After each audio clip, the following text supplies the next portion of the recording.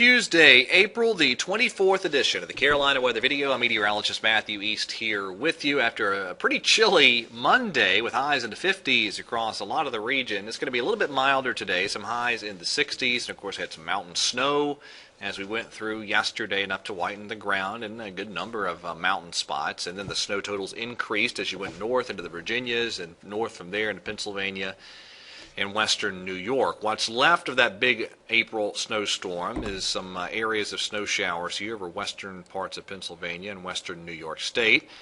That low pressure weakening and pulling northward. In terms of watches, warnings, and advisories, the white shaded counties from the mountains of North Carolina on up to the Virginias and then to southeastern Ohio, those are freeze warnings in effect this morning, and we even have some areas outside of the mountains, very close to, if not slightly below, the freezing mark this morning. It's a cold morning out there, temperatures in the 30s in most spots outside of the mountains, and again, it's a cold start to the day, but it'll be milder with highs in the 60s this afternoon.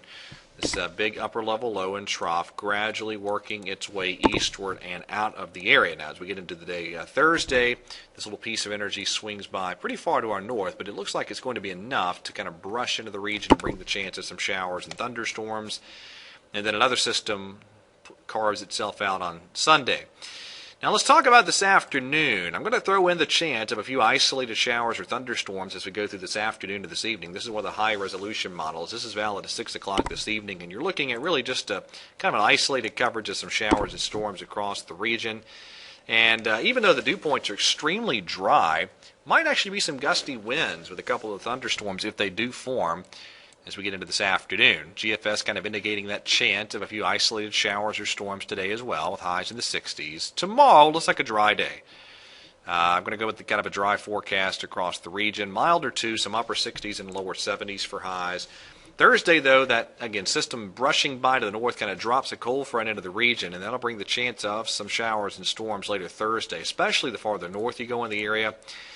Friday, maybe a lingering shower or two, but that front will be retreating back to the north, and then we're set up for a very warm and dry Saturday.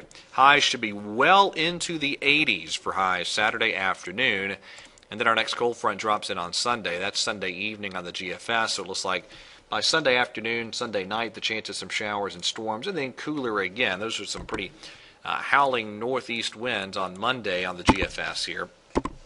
So it looks like a cooler setup again as we get into Monday and Tuesday of next week.